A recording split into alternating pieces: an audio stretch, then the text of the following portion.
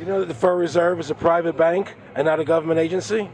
No, I wasn't aware of that. It's a private bank. That would scare me quite a bit. What if you learn that the Federal Reserve makes money off the taxes you pay? How would you feel about that? Angry. Like I'm feeling right now. I would feel cheated by my government. I'd be angry. It kind of sucks. They're pretty much in control of everything. I decided to drive back to Washington to see Dr. Ron Paul. He had been a congressman for over 20 years.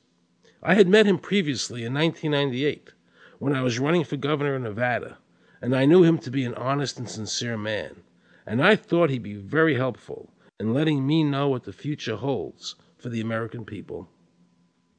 Who owns the Federal Reserve? It's secret, and we can't find out what's happening. But the Congress created it, and it's not authorized in the Constitution. The government borrows money from a private corporation using the name Federal that prints United States on it, and then it pays back to the Fed, which is owned by private banks. We don't know who all those private banks are. The money that the government is paying back to the private bankers is the money that comes from you and me. Why in the world would the American government borrow money and pay fees on it when it has the authority to make the money itself interest-free? The Federal Reserve is no more federal than Federal Express. I've never seen a full list of ownership for the Fed. I don't think anybody has. The government works for a private bank, and the private bank works for its owners, the true masters. Once the banks get into the picture and they form a partnership with the government gives them the legal power now to create bank-issued money backed by the coercive power of government to require everybody to accept that bank money. In the course of the last century, they have converted this nation from a nation of independent freeholders to a nation of employees. And they're just one step away from being serfs. Most people spend the great bulk of their money for taxes, interest, and inflation. And all of that money goes to these two groups that comprise the cartel and their partner, the federal government. It's not a coincidence. So if Congress used its legal authority to shut down the Federal Reserve System, the American people would be much better off. Government should create, issue, and circulate all the currency. Creating and issuing money is the supreme prerogative of government and its greatest creative opportunity.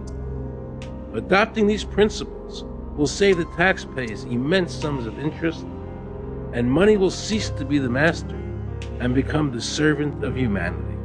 Abraham Lincoln. Young people today are conditioned practically from the cradle on up to think that credit is a wonderful thing.